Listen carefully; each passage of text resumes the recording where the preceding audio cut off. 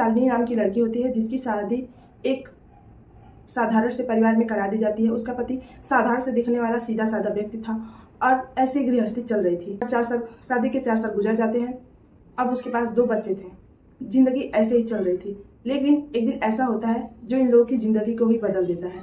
दरअसल ये जो लड़की होती है, इसकी ननद का एक लड़का होता है जिसकी उम्र 22 साल होती है। उसका नाम होता है महेश।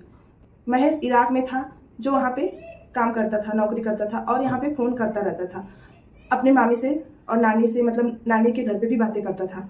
उसकी बातें जब मामी से होने लगी, हंसी मजाक, और भी मामी से डेली बातें करता था, हंसी मसी होती है कि एक दिन ऐसा होता है कि इन लोगों की बातें इतना बढ़ने लगती है कि इन लोगों की बातें कब प्यार में बदल जाती है कुछ पता नहीं चलता और दोनों एक दूसरे को दिल दे बैठते हैं।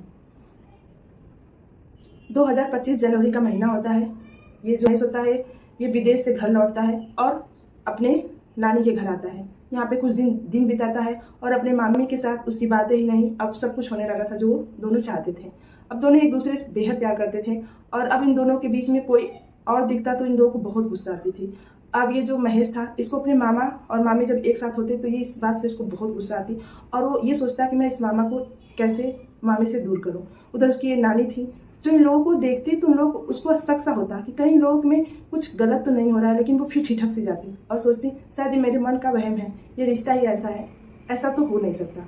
लेकिन एक दिन की ऐसी बात है कि जो उस महेश की नानी होती हैं वो रात में उठती हैं, कुछ उनको आवाज़ सी आती है। जब वो कमरे में झाँक के देती हैं तो उनकी पैरों तले से ज़मीन खिसक जाती है। उनकी जो बहू होती है वो उनके नाती के साथ वो सारी हदें पार कर रही होती है। वो देखकर गुस्से में कांपने लगती हैं और दोनों को डांटती हैं।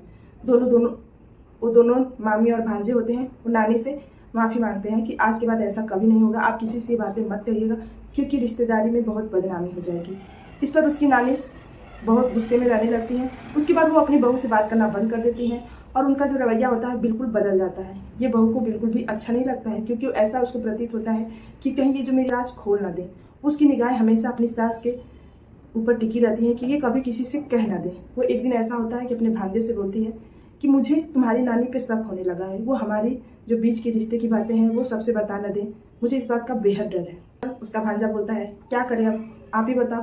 तो उसकी मामी बोलती हैं हमें कुछ इसके लिए प्लान बनाना चाहिए और दोनों बहुत बड़ी प्लानिंग करते हैं। उसका जो भांजा होता है वो मार्केट जाता है और जहर की पुड़िया लाता है और अपनी मामी को दे देता है। वो चाय बनाती है और उसमें जहर की पुड़िया डालकर अपनी सासू माँ को चाय देने जाती है। उसकी सासू माँ जो पहले से उससे गुस्सा और दुखी रहती हैं वो चाय उठा के फेंक देती हैं और बोलती मुझे चाय तुम्हारे हाथों की नहीं पीनी है। इस पर उनकी तो किस्मत ही अच्छी थी कि वो चाय फेंक देती हैं और नहीं पीती हैं, मौत टल जाती है। लेकिन उनकी इस बार तो किस्मत ने साथ दिया था, लेकिन ऐसा नहीं है कि उनकी किस्मत हमेशा ही उनकी साथ दे।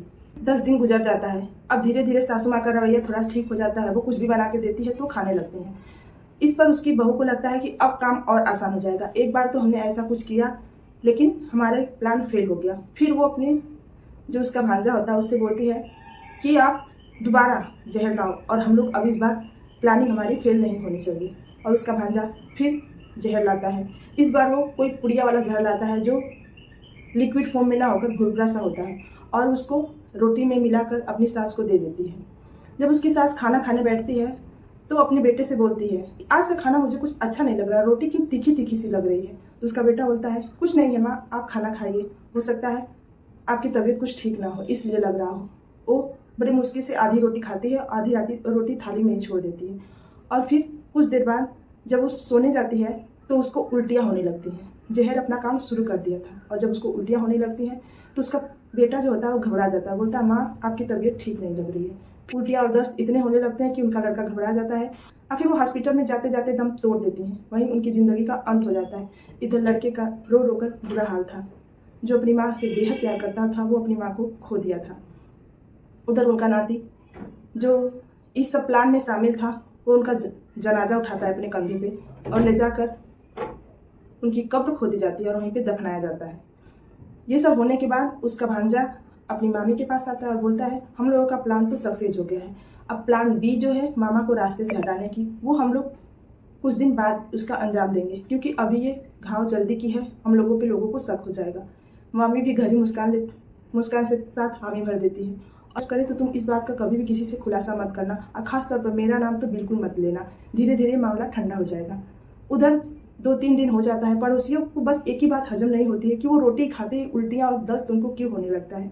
वो बोलते हैं, उसके पति से सब बोलते हैं कि आधी रोटी जो वो खा चुकी थी और आधी रोटी जो उनकी थाली में थी, तुम बताओ वो रोटी है कहाँ। तब उसका पति अपनी पत्नी से पूछता है तो बोलती है, मैंने तो रोटी बाहर फेंक दी थी, अब पता नहीं कहाँ है। उसका पति जो सीधा साधा था, उसको दूर दूर तक कहीं इस बात का अंदाजा भी नहीं होता है, और उसको जब थोड़ा सा शक होता है तो कमरे में ढूंढने लगता है, और वो रोटी उसके बक्से के अंदर किसी पॉलीथीन में पैक करके मिलती है।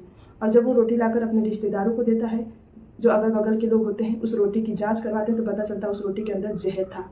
को जब ये बात पता चलता है तो उसके पैरों तले से जमीन खिसक जाती है, क्योंकि जिस पत्नी को पूजता था वो एक डायन थी, और रिश्ते की आड़ में वो कितना घोर पाप करती थी। पति घर आता है और पुलिस को बुलाता है। पुलिस आती है, उसकी पत्नी से पूछताछ करती है। उसने सारी कहानी पुलिस के सामने बता दी और बताई कि किस तरह हमने ये षड्यंत्र रचा था।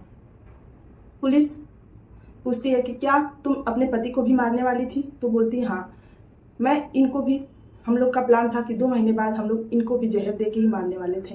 इस पर यह बात जब पति सुनता है तो और भी शौक में आ जाता है कि जो पत्नी को वो देवी की तरह पूछता था वो उसकी जान की दुश्मन बनी थी। उसके 2 छोटे छोटे बच्चे थे, उनकी भी जिंदगी के बारे में एक बार भी नहीं सोची। और इधर ये जो भांजा है, इसकी पुलिस तलाश कर रही है, इस अभी भी ये लापता है और इस महिला को पुलिस हिरासत में ले ली है। तो आज की कहानी आपको कैसी लगी कमेंट सेक्शन में जरूर बताइएगा। तो आज के लिए बस इतना। अगर ये वीडियो अच्छी लगी तो वीडियो को लाइक और चैनल को सब्सक्राइब कर लीजिएगा। नमस्कार।